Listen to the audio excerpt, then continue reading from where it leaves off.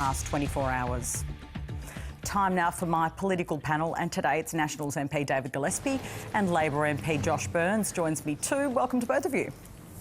PK, afternoon. Hi there, Patricia. I want to start on the vaccine David. hesitancy or you know, some of these alarming stories we're hearing of either the nurse who waited hours and hours just to administer one dose, and then also this survey. Starting with you, David Gillespie, should the government have released more compelling vaccine ads, and should they really be ramping up the vaccine marketing strategy?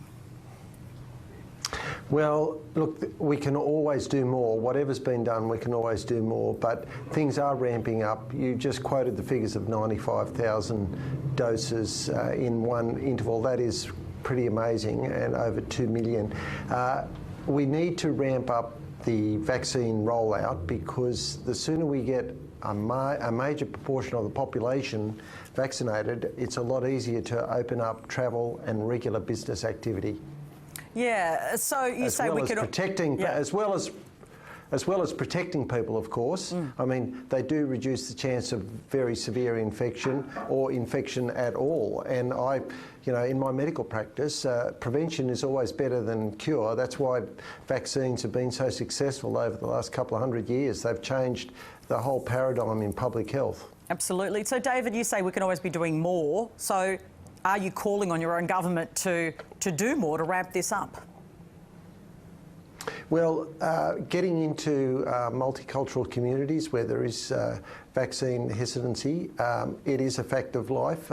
Some of my Chinese colleagues and other multicultural groups are aware of this, and we're doing our best to get the understanding out there that the Therapeutic Goods Administration, which I and many other doctors have relied on to assess all the vaccines, and the ATAGI group, they are saying that it is appropriate for people to get vaccinated unless your doctor has a compelling reason not to. So, you know, even if you had penicillin has cured diseases for generations, but occasionally somebody gets a reaction. You've got to keep things in perspective. The risk is small of any serious side effect if you follow the advice that's given. I want to bring you in, Josh Burns. Do you think there needs to be more done to market these vaccines? I think we need to be careful, PK, about how we're framing this discussion, because the Australian people have really been amazing throughout this entire pandemic. Everything that's been asked of the Australian people, they've done, and they've made huge sacrifices to keep themselves and their families safe. I think the biggest barrier with this vaccine rollout hasn't been the Australian people so far. It's been the federal government. They promised 4 million vaccines by the end of March. They promised would be at the head of the queue. They even promised, the latest one was that we would have all of the aged care facilities done by the end of this month. And that's also going to be broken. So let's not get lost in a maze of blaming the Australian people. I think we need to focus on what the real issue is. The real issue is the federal government has been all over the shop on this vaccine rollout. They've promised to do so much. They've been on war footings. They've been at national cabinet meetings. But the one thing they haven't been doing is inspiring confidence and getting the Australian people the vaccines that they need in order to come out of this pandemic. I want to change the topic, and David, to you on the gas power plant that's been promised in the Hunter Valley, $600 million. You're the co-chair of the Parliamentary Friends of Nuclear Industries. So I know that you watch this space. What do you make of this public money going into this power plant? We haven't seen the business case. We've got many experts saying we need to see it, and in fact, the market should have been doing this job. Why is the government intervening and spending this money without explaining to us what the business case is and why it's spending this money? Well, look, the business case is pretty obvious. There is industrial and domestic users that rely on electricity for their livelihood.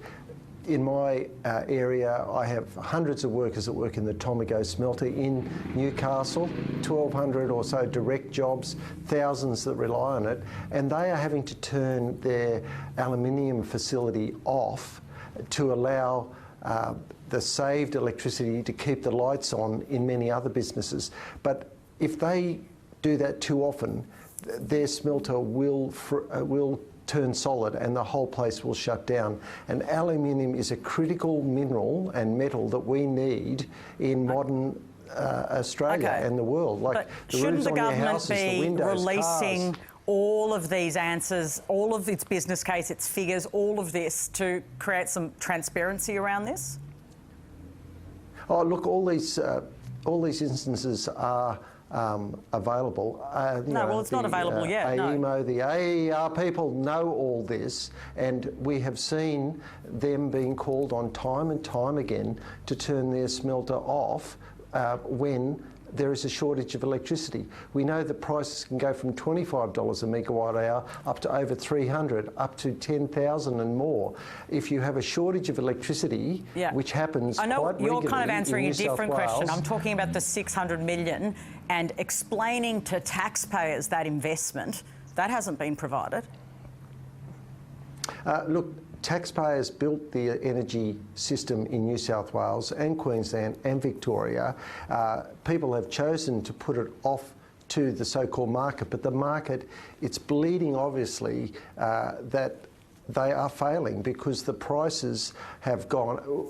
They have come down because we've had interventions by the government likewise. Like the big stick legislation has stopped the gaming, but we know there will be shortages, and because there are shortages now, even with Liddell operating. So if you take Liddell out, it's just common sense. There are going to be greater shortages, massive increases in costs, heavy industrial users will be ruined, and houses will have their whole domestic system come to a grinding halt, like what happened in Adelaide if we don't have enough electricity. Josh Burns, is the government right to be intervening? Clearly, you've heard David Gillespie there. He's arguing that the market's failed. Well, PK, this is an astonishing use of taxpayer funds. $600 million to go towards subsidising and building a gas-fired power station that the market has not said that it needs. They haven't shown any of the details. And the astonishing thing, this land is off a guy who is a Liberal Party donor. This whole deal is absurd. It goes to the exact way in which the government has managed energy policy. Now, we absolutely need to look after the smelter that David's talking about, but it is a non sequitur to do with this particular announcement.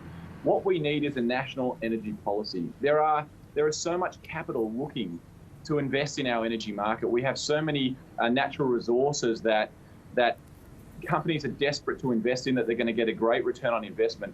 Last week, the government cancelled a wind farm project because it didn't want wind farms to be developed. This week, they're developing fossil fuels.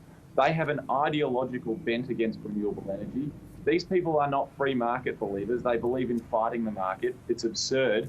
And this is just the start of this story. Okay, thanks to both of you. We have run out of time, and joining me this afternoon, Nationals MP David Gillespie and Labor MP Josh Burns.